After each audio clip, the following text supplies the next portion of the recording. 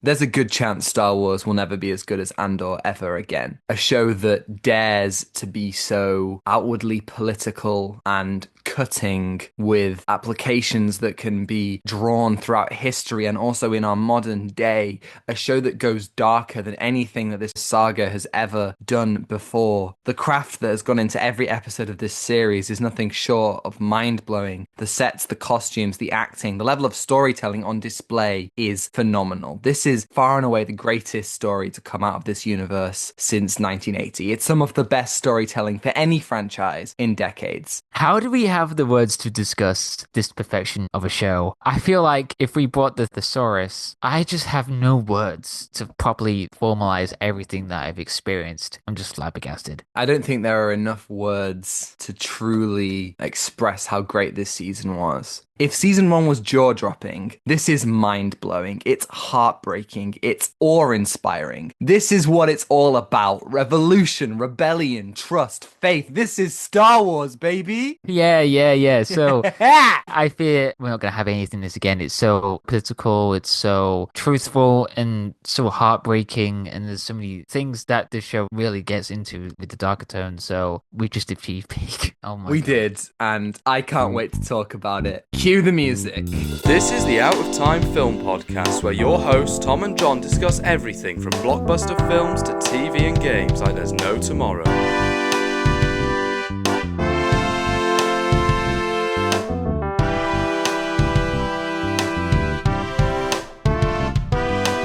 Right, so we're talking about Andor. I'm Tom, I'm John. and I just how I'm- how I are we sound even like- gonna do this? I sound so emotionally exhausted. I've been crying at least 10 minutes after the finale. I couldn't stop crying, especially when I was listening to the score. I was like, oh my God, this is just so emotionally heartbreaking. We both loved season one. It just goes to show how important this character is, but also it just becomes such a relevant and topical political story. I think it's one of the most important stories. Something so visceral and so heartbreaking to see, and I have to recommend this to everybody. I'll be recommending this to a dog even. I'm gonna tell them to watch this show. You're gonna radicalize that dog.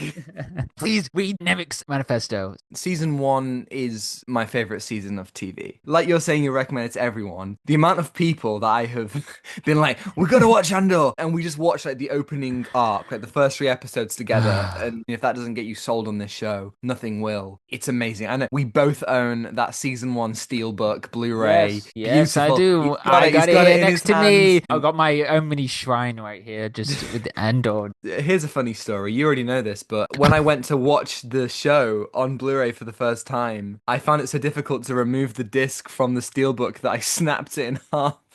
No! I was so shook on that day. I It wept. was like Empire Strikes Back. Just It's not true. It's not true. Impossible. Yeah, It's impossible. So, like, Wow. how do you go on from season one? Season one is amazing. This is pitched as a 5-season show. That sounds amazing. But Diego Luna, Tony Gilroy, they said, we can't do this. We can't do this for 10 years of our life. This is going to kill us. Fair enough, guys, because this is an intense show. And to keep up the quality for that long, I just can't even imagine. Safe to say, if we did get 5 seasons, as great as that would have been, there is no way that it would have continuously been as good as the 2 seasons that we have received. And season 2, the condensing of 4 seasons of show, that doesn't sound like it would work. Skipping a year between every 3 episodes, that doesn't sound at all doable. But my God, did they do it? And they did it very, very, very well. Yeah, it's just structured so differently. They released the episodes weekly for season one. There's a classic format to have. You want to keep them engaged, you want to keep them in suspense, well, anticipation for the next episode. But we have 3 episodes per week. I was so worried about this because I thought, I'm sure there's a lot more to explore with Andor in this show. I thought, there's going to be some important stepping stones for him to become something that leads up to Rogue One, which I'll be watching. I am going to continue that catharsis of, on this road to have something that feels so satisfying. That surprised me with this format. Arcs and stuff, hell yeah, I'm there for it. So much that happened in every year leading up to Rogue One. It's just insane how much detail they edited. It almost reminds me of the prequel trilogy. If you look at that trilogy, the idea is what are the three most crucial events in the fall of the Republic and the rise of the Empire in Anakin's fall to the dark side? You miss a lot in those films. There's a lot of back stuff about Anakin building distrust in the Jedi Order, Palpatine weaseling his way, the public becoming disillusioned, stuff we don't see in the films that we get in the Clone Wars, for example. But those films, they pick the key points. And in Andor, every 3 episodes is like a film in itself. So we kind of just get 4 of the key points that will lead us into this rebellion. So season 1 ends with Cassian telling Luthen, kill me or take me in. And that was 5 years before Rogue One. So this tracks each year going up towards Rogue One. The rebellion forms, the Empire gets closer to making the Death Star. Shit's going down. And if season 1 was about becoming a revolutionary, if season 1 is about taking Cassian from this thief who just wants to be left alone and makes mistakes that pulls him into something that he doesn't quite believe in, something bigger than himself, this season is about bringing that all together. How do you build a rebellion? How do you get control? This whole season is about control and the lack of it, because nothing is controllable. People are unpredictable. All throughout the season, we're not going to get into spoilers yet, but you pretty much just see control being the main thing that complicates everything. In the first arc, we get this band of rebels, and they spend basically 2 episodes on either ends of a clearing in a forest, just yelling at each other, arguing because nobody can get it right. They spend the whole time scrambling, and there's no leadership, and there's nothing that can give them any direction. They have no control, and they're trying to gain control without any true purpose behind that. The rebels on Gorman also constantly want to speak out their voices and gain control, but always that leads to devastation and leads them right into the hands of the Empire whose whole thing is about control and taking that. And there are some truly chilling moments in this season. The first thing we see from the Empire is them plotting the genocide of these people over a lunch. It is terrifying. It's literally based off the Nazis, the Wannsee Convention,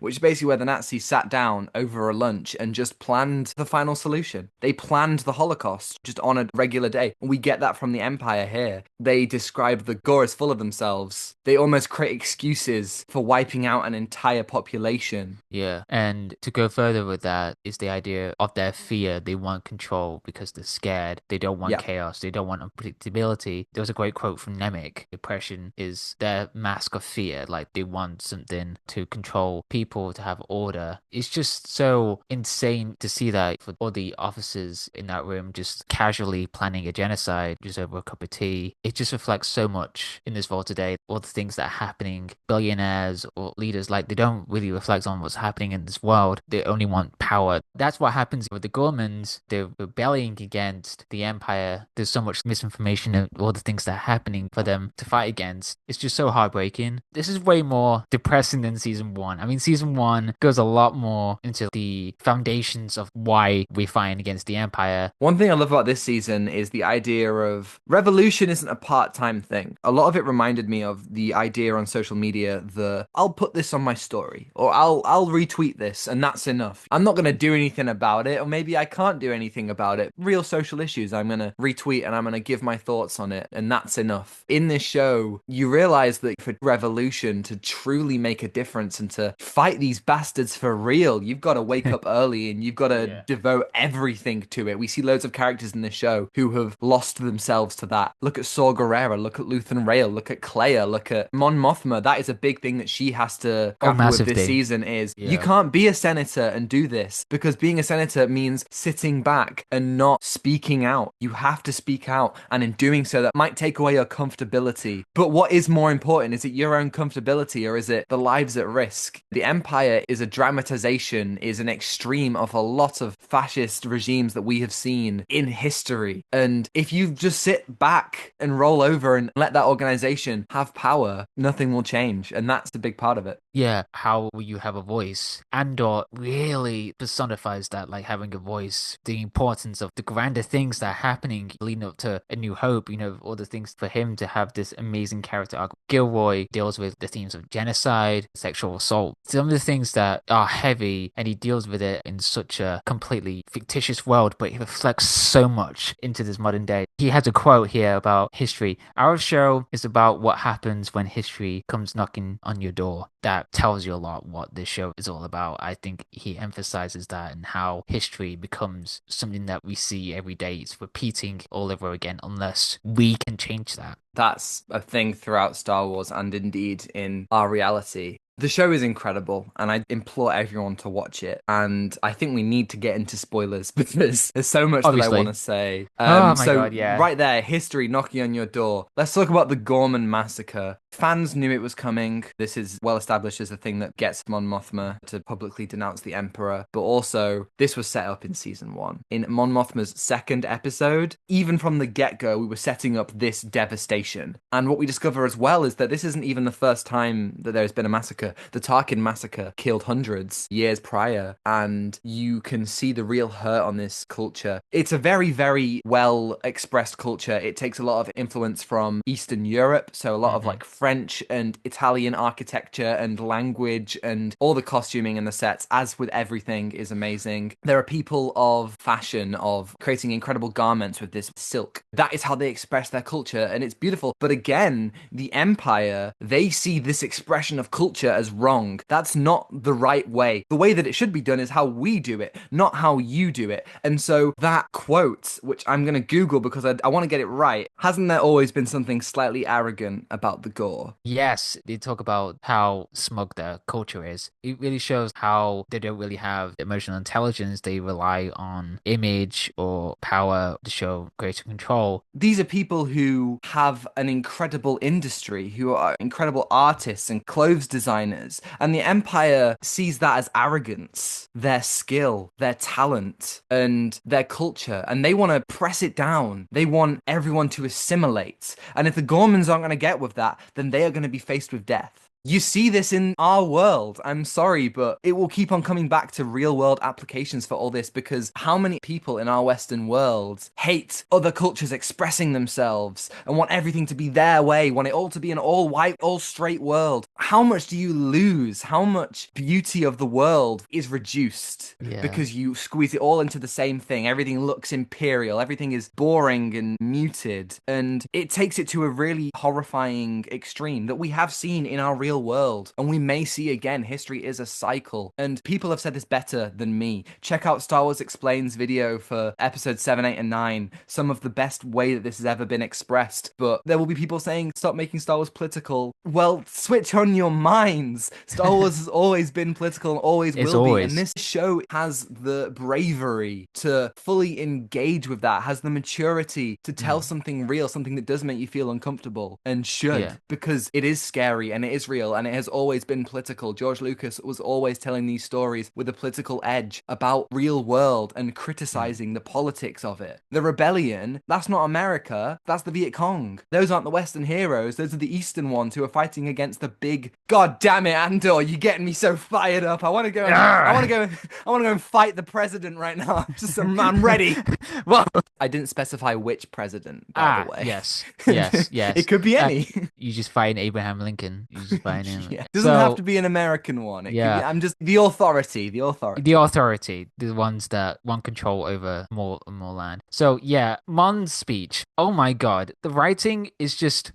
I wish I could frame it on the wall. That speech. It's a beautiful speech. The score in that speech is the same score that was played for Martha's speech in the end of season 1. It's so amazing to hear that appear again, but in a much broader space. But this is her literally speaking out against the people who are so ignorant about the Gorman massacre and actually calls it a genocide. She actually has a spine. Like, again, it reflects all the things that are happening, like genocide in Palestine, all the things that are happening. It's awful. It just makes you reflect back, and it's Andor's perspective as well. He's seen the horrible things that happened throughout the 2 seasons, and you get to see this beautiful performance from Diego Luna when he hears the radio speaking out, like, if there's anyone to help, then it's just heartbreaking. I'm getting emotional about it, but it's just so heartbreaking. Literally, just listening to you say that, it gets me so upset because it's so real, it's so cutting. genocide in Palestine right there. There is a perfect example in the modern day. If you want to go back through history, I can give you hundreds, if not thousands, of examples because it happens again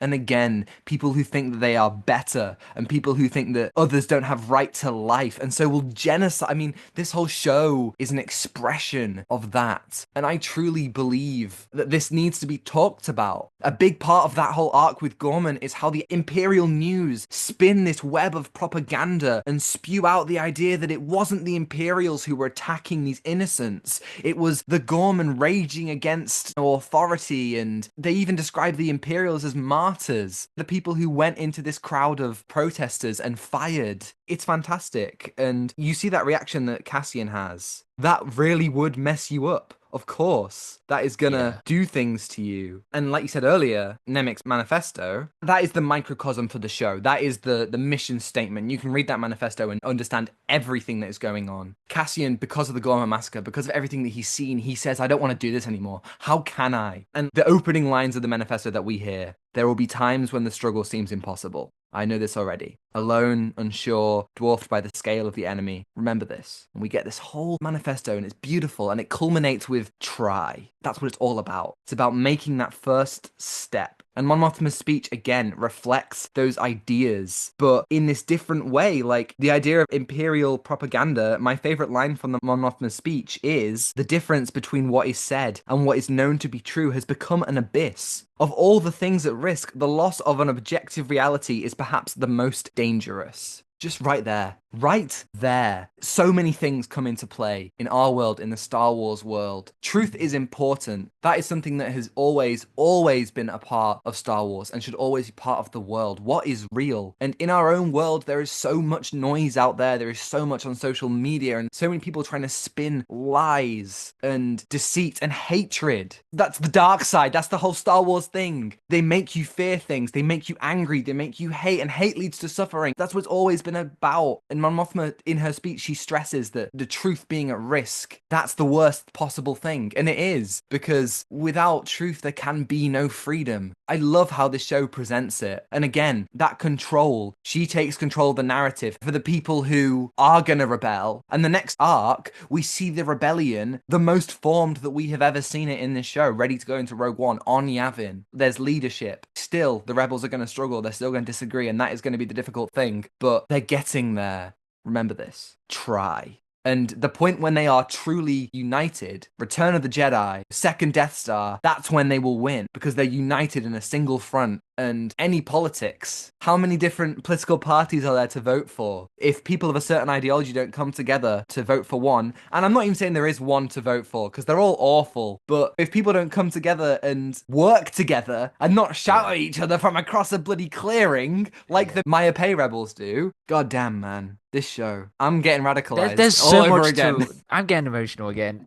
Wow, there's so much to talk about. One thing that was also heartbreaking was Syril's character. I immediately thought of you, Tom, when because of the reaction. Hold on now. No, no. What are you trying not to the say? character, not the character, but it's just the way that you posted the reaction memes on Twitter, because you always posted that scene of Syril looking into despair. Yeah, I have a new one as well now from episode Yay! 8. Yes. And it's like, oh my god, Tom has a new reaction. And there's one from episode 3, I think, where he's Yeah, lying on the bed. I think so as well. So good. Yeah, so Syril's character, to preface, everyone that we know almost dies, but Syril was the most unexpected. And this scene kind of flipped the script. You're just like, oh my god, his journey just feels so pointless, like what you wanted to do. Because so far, what he's done in these years, trying to find the guy who caused him to go on this journey. And once he did find him in the Gorman massacre, they have a fight, and Andor says, who are you? And that completely deconstructs everything that he's been through. And it's like, oh my god. And then he dies. Syril's life has been defined by pettiness. Much of this coming from his own mother, his feeling of insignificance and that he will never be good enough, and him wanting to gain power, and him fixating on Andor because Cassian was the reason why he lost everything. And then Cassian doesn't remember him. To quote episode 5 of season 1, the axe forgets, but the tree remembers. And that's it right there. This whole season, he gives his everything into the the Empire into helping them. He believes it's all about law and order and about justice and making things the right way. And so late does he realize it's not about that at all. The Empire doesn't care about me, doesn't care about the little person. They care about just themselves and, again, assimilation. They only care about their own power and everyone being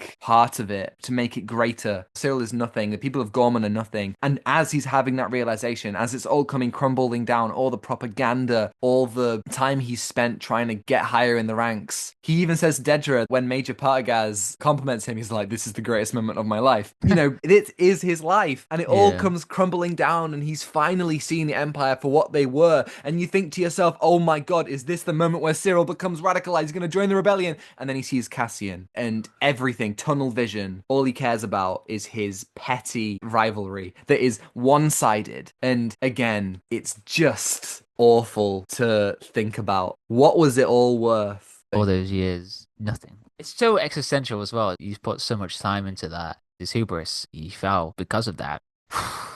Man. A lot of the deaths in this show are pointless as well. We get some major deaths. Oh. I'm sorry, John, I have to bring them up.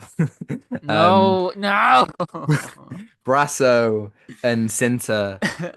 Oh God, it's just like, what do they die for, man? I remember you son of a gun. You told me to listen to this particular song on the soundtrack. It was called Brasso. I was like, oh my God, Brasso. Yes, of course. I love that guy. That guy from Star Wars. I loved him in season 1. And then he dies, and that was so sad. And then I was like, oh, okay, I'll listen to the soundtrack. And it was the it was the song that Mom Mothma dances. Niamos! Yeah, Niamos is come back, but in a depressing way. Welcome back, Niamos.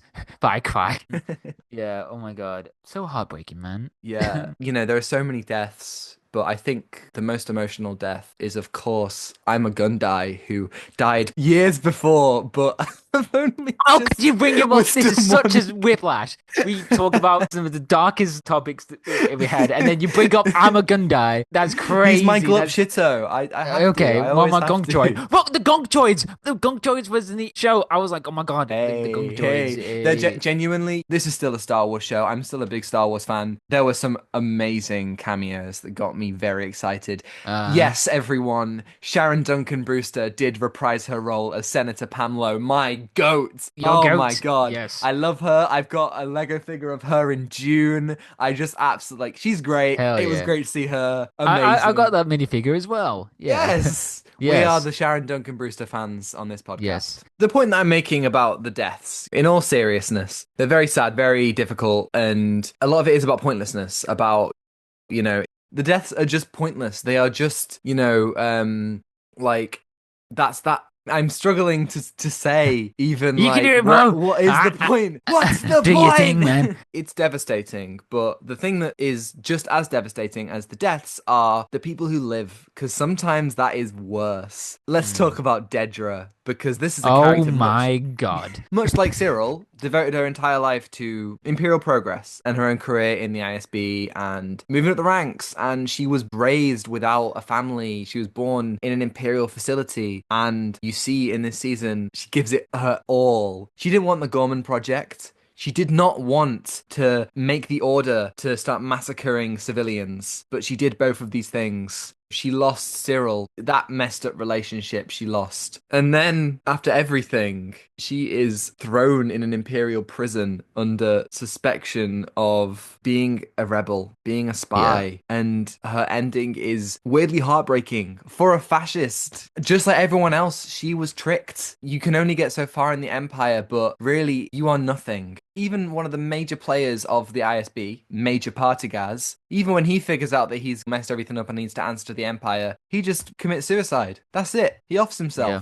That is how relentless the Empire is. That's how much they don't care. These kinds of institutions do not care about people. They only care about their own sustainability. Yeah, and the scene with Krennic going at Dedra, just completely blaming, you know, like the Empire, everybody's blaming with each other. And and they do realize that their system is very flawed. They're working towards a goal, the Death Star, that is flawed. They clearly made plans for it. And for me, it was satisfying to see Dedra in that prison cell because, again, the prison arc was something that really shows how terrifying that place is. How much she spent trying to do all of those plans only to fail miserably because she just wants glory. She just wants to be at the top of the table. Like Krennic, for example, or Palpatine or Vader, major players, they're all flawed. We don't see the big names in Star Wars. You don't have like a cameo or something that feels a bit far-fetched. I mean, Rogue One does it impressively. It does it carefully with the big name characters. It just focuses on the deeper layers that are happening in Star Wars that we don't realize about, but they have so much meaning. And you get to see the catalysts that are happening. Like from the get-go, from the first arc, we realized that Andor is on Yavin 4. And that was like kind of mind-blowing because it's like, oh wow, this is the origins. It's beautifully ironic because the Maya Pei rebels are they're right there. It's just there, guys. It's a few meters away and you're so Yeah. close, but you're too busy bickering with each other and playing an incredible game of space rock, paper, scissors, I must say. Yes. But like, get your shit together and go Yeah. over there. Yeah, just get over there, just get through the jungle. But yeah, that highlights a key play about like control, as you said, but it's the idea of freedom that disgusts the Empire. They don't want chaos. And trust as well. The rebels trust each other. They have built an alliance. That's what brings them to victory, working together. But the Imperials will just scramble over each other. We see Hiet, who was Dedra's assistant in season 1, and now he is ready to just throw her under the bus any chance. He does not feel an ounce of sympathy for her. And when he does show a little bit of empathy, is in order to get information out of her. They're all horrible, but that's why the Empire eventually fails. Nobody trusts each other enough, whereas the rebellion, that's trust right there. Again, I think this is in Nemik's manifesto, but freedom is a pure idea. Rebels are all brought together from their belief in something. What are Imperials brought together for? The idea of superiority, the idea of arrogance and smugness, that's not something that truly binds people together, but rebellion, it's built on hope. And that moment when the hotel concierge says rebellions are built on hope and it instills itself in Cassian, I had to stand up and applaud. Just amazing. It's great. Gilroy actually thought about that quote because his son is a massive Star Wars fan, and he said, "How on earth are you gonna bring up that quote?" And it's like, "What quote?" And he's like, "Oh, I gotta put this somewhere in Andor." So again, what this show does, it brings so many parallels. One of the things that was also emotional for the story was Luthen and Claire. I was concerned for the last arc. One of the episodes was exploring Luthen and Claire's backstories. I was worried, like, how are they going to structure it? But no, that was emotional nonetheless. It just explored so much about Luthen's journey and how much, again, he devotes into something that he believes in. Oh yeah, and Lonnie. Poor Lonnie. This is the guy who literally warned Luthen about the Death Star and everything. He is literally the main catalyst for this whole thing to happen for A New Hope. It's just mind-blowing if you think about it. And he gets killed. He dies. Poor Lonnie. He had the most terrifying job in the world. He had to lie against the Empire. He really did. Luthen is so concerned with preserving the rebellion that he will sacrifice anyone, and that does include himself at the end. And I thought it was just so tragic. We all knew he would never get to see that sunrise, but he truly didn't. And the fact that Claire had to go and make sure that he was dead. These people who are merciless in the way that they do it. And God, you just want happy endings for give me a happy ending in Star Wars, for God's sake. Please! Somebody! Please! But there is one in this show, which is Bix. And potentially Bix might have won the award for most traumatized character in Star Wars. Well done. Oh, that's a difficult for thing to sure. get. That's definitely hyperbolic of me. But what she went through in season 1 was harrowing enough. But for her, again, to struggle so far into season 2, struggle with the nightmares of Dr. Gorst, and to see the toll that takes on her, while also having to grapple with being with Cassian, somebody who is so ingrained in the rebellion and becoming more and more paranoid about the two of them and about the danger that they're in. And also to get such a horrible thing as the Imperial officer who tries to sexually assault her. Again, it's rooted in truth. Tony Gilroy said it himself. Our society is built on the treatment of natives and of immigrants by powers, by police, by armies who will rape and pillage and do all these horrible, unspeakable acts. For Star Wars to reflect that is massively unexpected, but not at all out of the realms of possibilities. Yeah. I know that Star Wars fans were back in full force with some of their stupidest criticisms yet. Whoa, but Vader can't do that. Vader would never stand for this. Like, what are you No, saying? Vader wouldn't. Come on. That's stupid in its own right. That's too stupid to ignore about the reality of that. God. It's the whole Star Wars universe. Oh my god. Absolutely. But after all of that for Bix, to get that brilliant moment, the score for this moment is literally called The Bix is Back. Brilliant. She goes to Dr. Gorst and she gives him a taste of his own medicine before blowing him to Hell kingdom come. yeah. Oh my god, just so cathartic and so great. Her and Cassian being the dream team. But then after everything, the rebellion is building and Cassian, he's having those second doubts. He's seeing what he's seen in Gorman even before then. But Bix believes in this higher purpose. She believes in this idea that Cassian has a reason to be there. And the fact that she leaves him is tragic, but also speaks to her strength and her understanding of this higher purpose. And the beautiful thing is, at the end, she gets to live and be happy on Mina Rao with B2 Emo and her and Cassian's child. And she's looking out at the open fields. And what does she hear? She hears nothing. She hears peace. And I love that. It's actually tragic. John, are you okay? I see in your face. I'm just trying not to cry. It's beautiful storytelling that's just so I feel like this is going to make Rogue One so much better to understand all of these implications, all the things that happened in Andor. That ending just completely, I just couldn't control my sobbing. I was just literally hands on my eyes and just like trying to stop the tears. I'm just like, stop crying, this is so sad. Did you cry? You know what? I was very close. No, I was literally just crying my heart out. Like, I've never cried so hard at anything like that before. I mean, that's beautiful, though. The fact that it can create such intense emotions. And I felt it. Tears may not flow, but I felt it. The fact that in episode... Oh, this might get me, actually. Just saying this might get me. This is... Okay. In episode 9, we see Cassian running from his house onto the main landing strip of Yavin, lost and scared and sad because he's just lost Bix. But at the end of episode 12, he walks from his house onto the landing strip with new purpose. He knows where he's going. He meets eyes with the Force healer, who has previously told him that he is the messenger.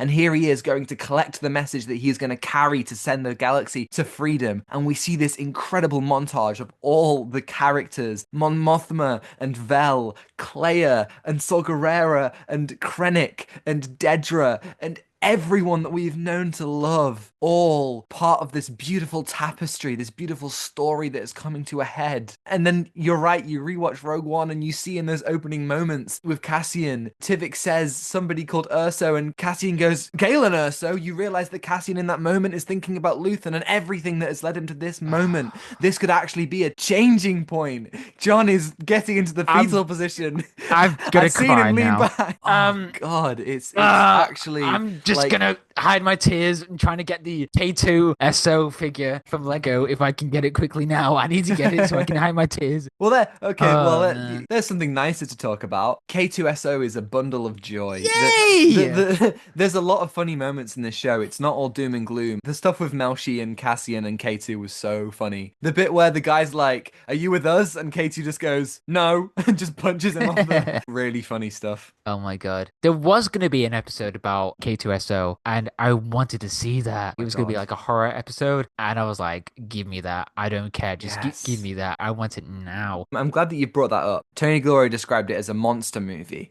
This massive tanker on Yavin 4 with a KX droid trapped inside, right? If I have a criticism for this season, I have just the one. It is that we did squeeze 4 years into 12 episodes. Yeah. There's a really great line where Perrin says it's difficult to squeeze a whole year of insincerity into one night. Brilliant. I love that weirdly meta commentary, but there are things that slip through. There are things that I want to see more of. The show is perfect, but I wanted to see more, and I didn't feel that in season 1, but this time I did feel it. And one of those things was K2SO. I would have loved to see a little bit more isolation from his intro rather than during the Gorman massacre. As brutal as that is, I love K2SO, a wonderful character. It's just great to have that character, to have fun. He's just a silly robot. Oh, B2. Oh yeah, okay, that's my criticism. We should have more B2. B2 was something that Oh. I loved, but the ending, I'm happy for that. We did see him at the ending with Bix, not alone. He's a great What a droid. guy. B2 is one of those characters we don't get enough from, but we also get some really unexpected stuff. If you'd have told me that Andor would incorporate the Force, I would have been like, no, no, no, no, don't do that. No. This isn't the place for that. Genuinely just incredible. The way that they allude to this mysticism and this idea of Cassian's greater purpose, and the fact that he's so spooked by it. They do it in a toned down but really great way. And like everything in the show, I love it. I love how we see Mon Mothma having to grapple with essentially selling her daughter and her massive crash out to that Niamos mix, as we talked about earlier. It's all so good. I could just ramble on for hours, but I don't want to edit that footage. So we're not going to ramble on for hours. No. Okay, question. Best arc.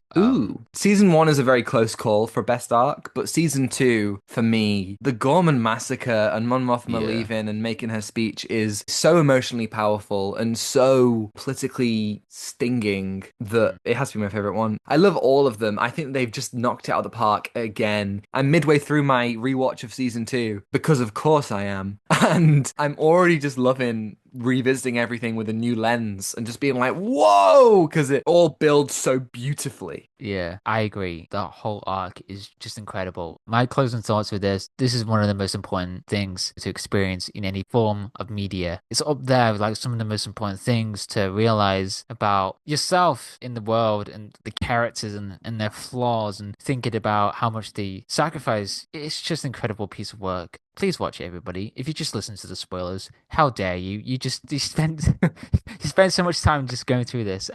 It's an end of a journey to learn about Cassian Andor and what a character he was. I'm gonna miss him. I'm gonna miss everyone in this show. I could see some of these characters returning, but kind of don't want them to be written by anyone other than the team. They came back. No! Somehow Luthen Rail returned. Yeah, I don't want to see them written by anyone else. I really just think that this is such an anomaly, and I've seen a lot of people now being like, "Ooh, will Star Wars ever have anything for us again?" I'm not the kind of person who wants every Star Wars show to be like Andor. I mean, sure, a show with this level of craft gone into it, like, the artistry of the sets and the costumes and the props and the actors and the extras and the time this story has to develop over 12, 40 minutes plus episode, of course. To me, that's something I want from every blockbuster TV series. But for Star Wars, I do enjoy the variation. I love how at the start of the year, we got the wholesome adventure of Skeleton Crew, and a year ago, we were just beginning to get the Rashomon mystery thriller of The Acolyte. Those two shows are brilliant, and I have so much love in my heart for them, and all of Star Wars. But what I want this saga to take from Andor is faith in the creatives. The faith to let different, sometimes unconventional writers write different, sometimes unconventional stories. Andor isn't everyone's favourite Star Wars, but for many others, it's exactly what they want. And it wouldn't exist without Kathleen Kennedy's willingness to let Tony Gilroy and his team cook. Like he has said recently, she let him do everything. And you can see it. The show does not hold back. And I'm glad that they cooked. Can you imagine if this show wasn't carried on past season 1 like The Acolyte? Imagine if it was cut off in the development stage like so many Star Wars movies have been. Imagine if the show about that guy from Rogue One was never made. For many, Star Wars as a franchise would have nothing left to offer them. So moving forward, I hope Lucasfilm takes those risks, makes those jumps to create things that are damn good. And even if they're not universally beloved, doesn't matter. Renew The Acolyte. Greenlight more shows that are made like Andor. Tony Gilroy says he doesn't think there will be another show like Andor, and I worry he's right. But let's not make him right. Star Wars started from a band of filmmakers who were doing unconventional stuff. The way that film was made, the effects, the editing, the script, it was all from people who were making big swings. And can you imagine where we'd be now if they'd just been cut off in development? Or if Empire Strikes Back had been cancelled? Let's make Star Wars' future bright. I wrote all that down. That's a monologue. That's like a Luthen Rail. And what do I sacrifice? Everything! I actually think that season 1 was the only time that we have ever given something 10 out of 10 on the podcast. Yes, I feel like, no, Across the Spider-Verse, we did say that was a 10 out of 10. Yeah, okay. Never mind then. But I think that's gone down Across the Spider-Verse. I think that's a 9 out of 10. but I think the score has to be a 10. This is just peak. Yeah. What can I say? mean, I did have that criticism. So, like, is it a 10 or a 9? I don't know. But you know what? 10 out of 10. 10. And that does actually wrap up Andor forever. I wish we can talk about it hours and hours and end about everything.